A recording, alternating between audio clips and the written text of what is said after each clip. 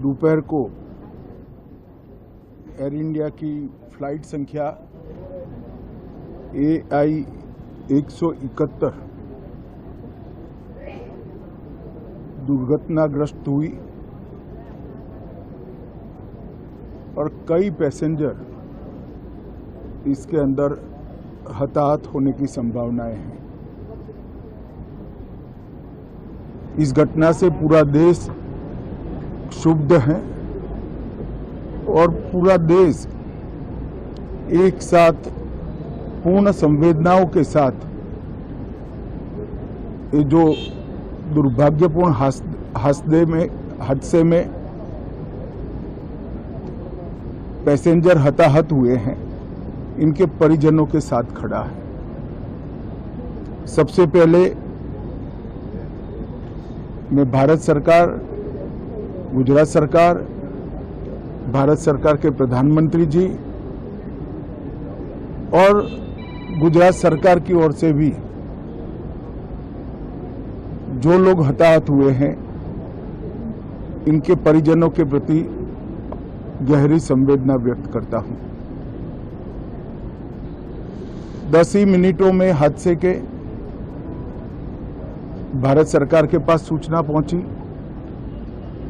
तुरंत ही मैंने मुख्यमंत्री जी, यहाँ के गृह मंत्री, होम डिपार्टमेंट के control room, civil aviation department, civil aviation मंत्री, सभी से संपर्क किया। प्रधानमंत्री जी का भी तुरंत ही फोन आ गया और भारत सरकार और गुजरात सरकार के सभी डिपार्टमेंट एक साथ होकर राहत और बचाव कार्य में लगे।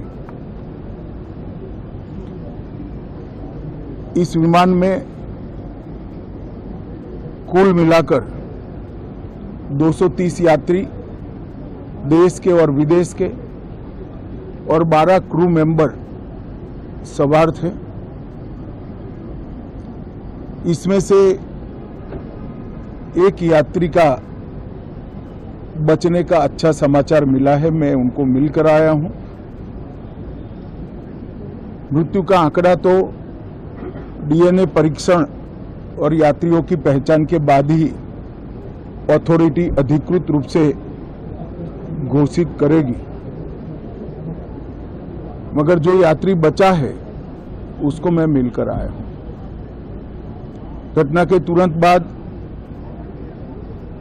गुजरात सरकार ने बहुत त्वरा से डिजास्टर मैनेजमेंट की सारी इकाइयों को अलर्ट करते हुए, चाहे हेल्थ डिपार्टमेंट हो, चाहे फायर ब्रिगेड हो, चाहे पुलिस विभाग हो, भारत सरकार की भी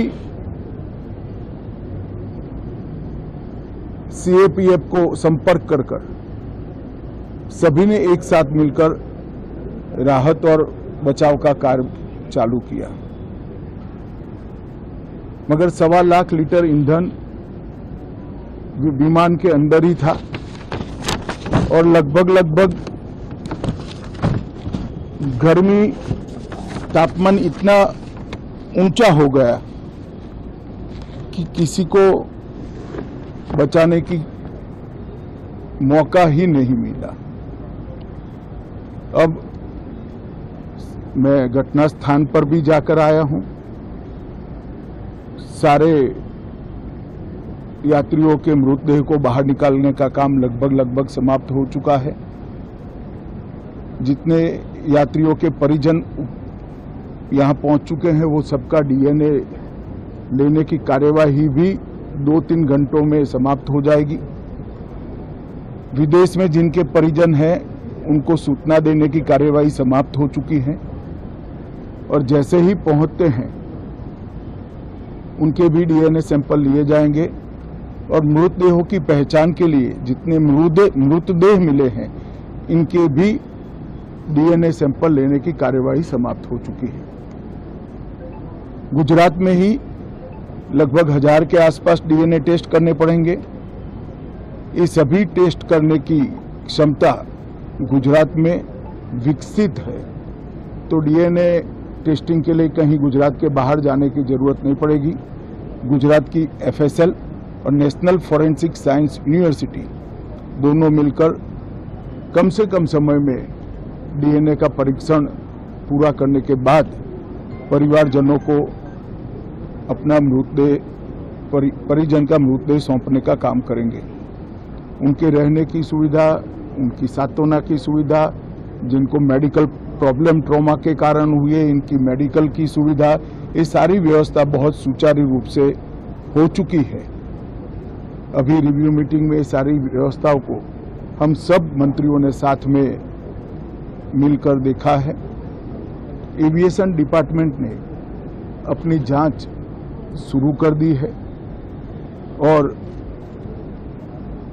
जांच तेजी से आगे बढ़े इसके लिए भी एविएशन मंत्री जी ने सूचनाएं दी हैं।